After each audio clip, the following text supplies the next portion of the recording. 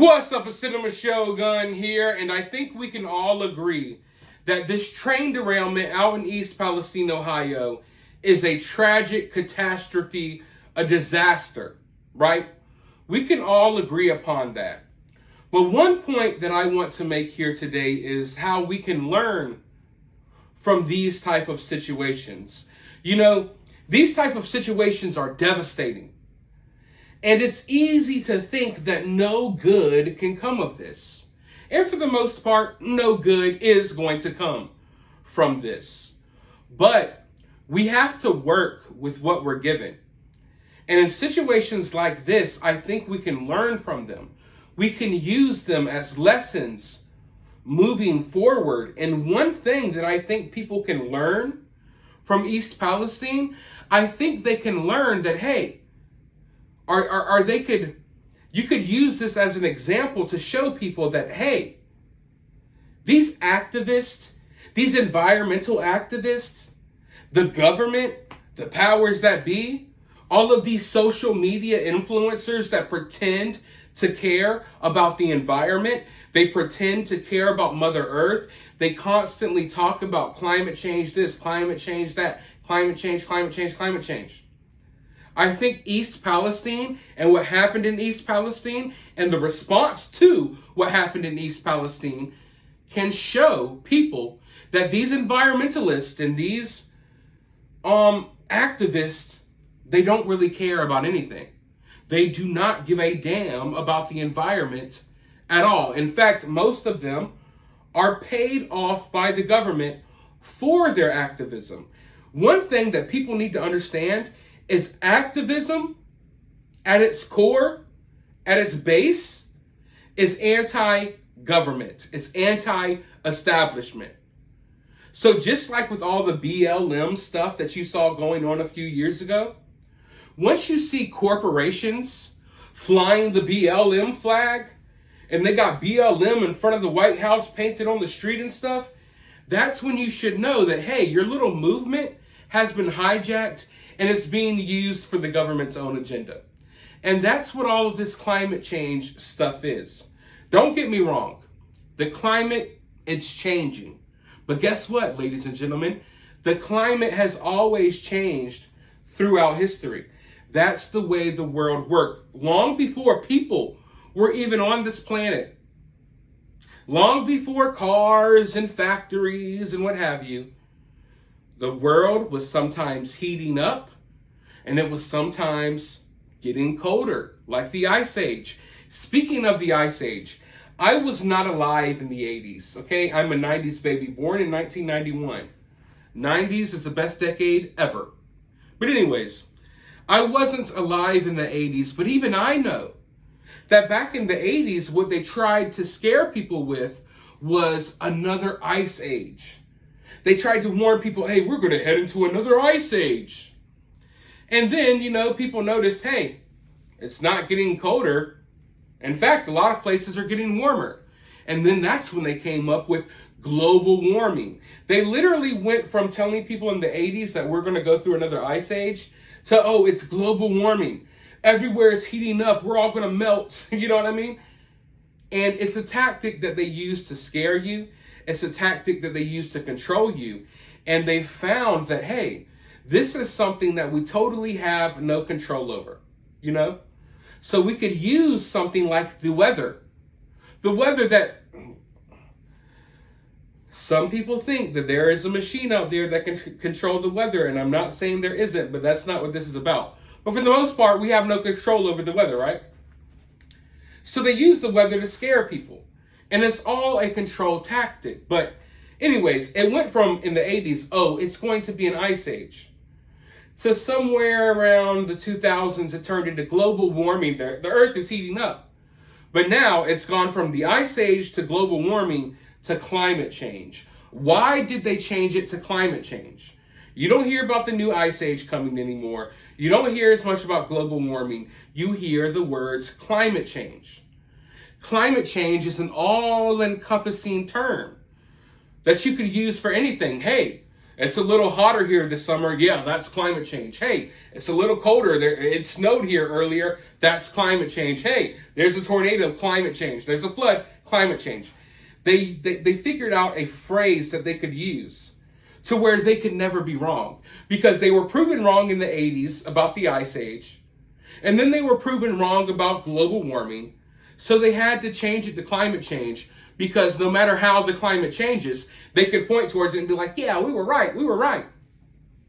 But make no mistake about it, these people don't care about the environment, they don't care about your health, they don't care about the birds, they don't care about the squirrels, the ducks, the animals. They care about control. Climate change is 100% used to control people, and it's going to be used in the future to control you even more. So the same people who are freaking out, telling you, hey, you need to drive electric cars, you need to drink out of paper straws, you need to stop having a gas stove. That's their latest thing. They're coming after gas stoves because they want everything to be electrical. Therefore, when it is, they could shut everything down when they want to. Make no mistake about it, that's where this is headed.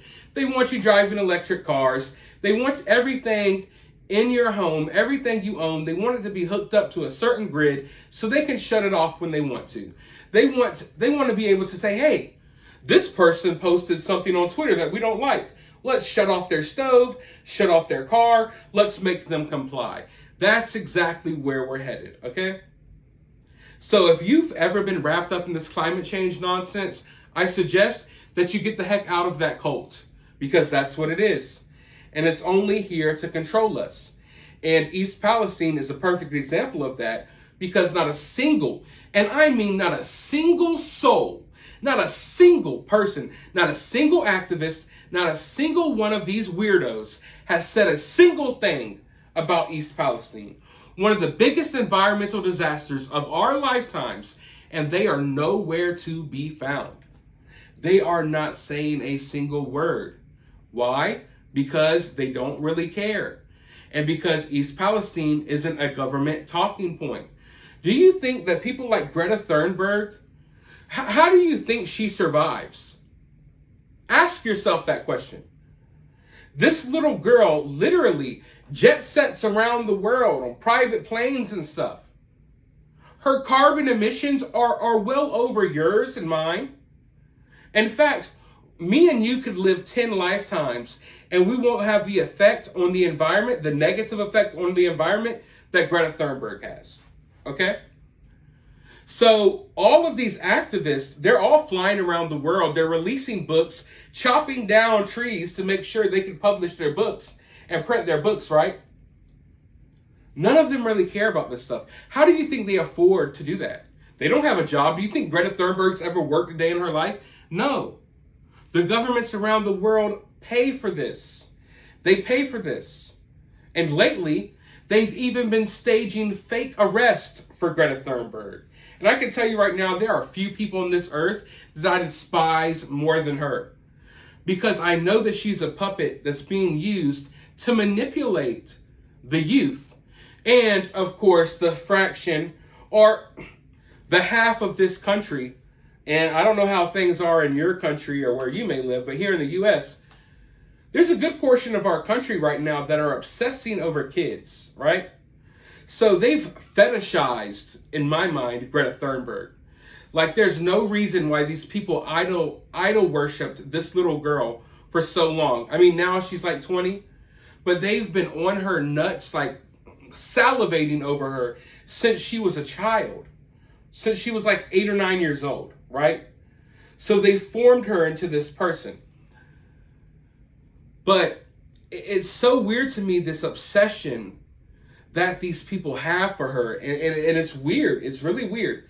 But it's the same half of the country that likes to send their kids to drag shows and wants their kids to learn about sexual fantasies and stuff in the classroom. It's really sick and it's really weird. And I'm sick and tired of these people, honestly. But anyways, they've been staging these fake arrests for Greta Thunberg. And just yesterday, I believe, she was fake arrested again in Norway.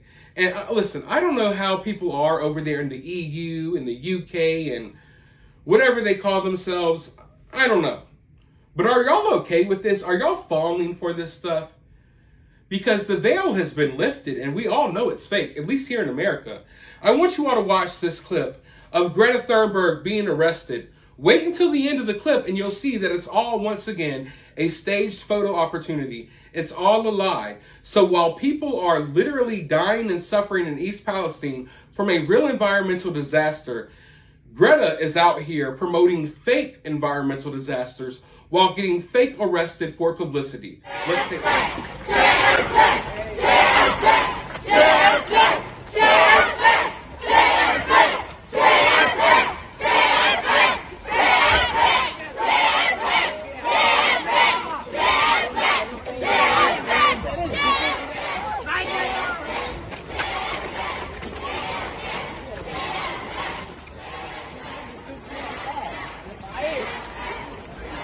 I thought good luck in prison.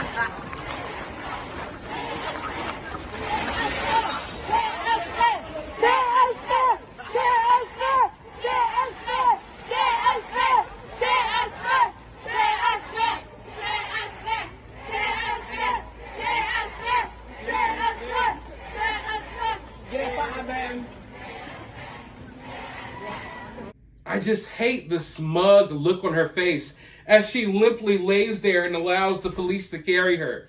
And the paparazzi gather around and they take all these photos. And then they tell kids in Norway, yeah, Greta Thunberg was here. Man, she's so cool. She's fighting to make sure our world is a better place. Yeah. And then they don't see the end of the clip where they just drop her off and it's all smiles and she walks off like nothing ever happened. But that right there, that clip right there, it perfectly encapsulates everything about this climate change movement. Not only is the climate change narrative fake, the climate change movement is fake, but even the arrests at the climate change protests are fake. Do you really think the governments are going to be out here arresting Greta Thunberg when they're the ones that pay her check? When they're the ones that pay for her to be there? No. They'll stage fake arrests because they're trying to keep up this illusion that activism or modern day activism is still anti-establishment, anti-government, but it's not. Greta Thunberg is out here protesting in countries and in places who have fully accepted the climate change narrative, who are, as we speak, forming little 10-minute, 15-minute cities where you won't be allowed to travel more than 15 minutes away from your home without having a certain pass or an excuse as to why you're doing so. So she's out here protesting in countries that are all the way down with her agenda. So there's no need for the protest. But they don't want you to know that the government is down with this agenda. They want you to think that the government is opposing these activists, when in reality, the activists are working directly with the government. It's all a big whim-wham scam. I'm telling you all right now. And if you don't pay attention, you're going to get duped into this stuff. Now, I understand protecting our environment. I fully support protecting wildlife and all of that stuff. I don't want you to think that I'm here like, oh, F the environment. Go throw your garbage in the street. Go buy a Hummer. That's not what I'm saying. But the climate change narrative and the steps they're going to take to protect us from climate change, it's all fake and it's all used to control you. And it's already happening all around the world as we speak. It's going to get worse here. And you know, during this East Palestine story, we've talked a lot about this farmland, right? And how the farmlands are being affected by these chemicals. But all over the world, people's farmlands are being affected by this climate change nonsense. They're cracking down on farmers. They're not allowing them to grow as much food. They're not allowing them to use certain amounts of water. They're not allowing them to do certain things. They're putting all of these regulations on them due to climate change. And what's happening is it's collapsing our food supply. Our food supply chain is totally collapsing. And it's all because of this climate change narrative. And it's all being done on purpose. They've managed to create an invisible enemy for all of us to fight. That's what they've done. Climate change is the invisible enemy that they will always fight. And they'll always be doing things to say, hey, this is for your protection. And a lot of people will go along with it. We saw it during 9/11. Terrorism. Terrorism wasn't necessarily an invisible enemy, but something along those lines. You had this invisible enemy of terror. We must stop terror everywhere. And then you signed away like, okay, yeah, you could listen to my phone calls. Sure, you could read through my emails. Sure, you could do all of these searches at the airport. You signed away your rights because they created this enemy that isn't necessarily a tangible enemy. Like terror, yeah, there are terrorists, but can you really stop terror? What was the war on terror? Can you stop terror? No, you can't. But they wanted you to think you could, and they wanted you to sign away as many rights as you were comfortable signing away in order to stop terror. And that's what's happening with climate change. But I could talk about this all day. Let me know what you think. Let me know your thoughts down in the comments. While you're down there, hit the thumbs up, hit the subscribe, ring that notification bell, and I'll talk to you all in the next video.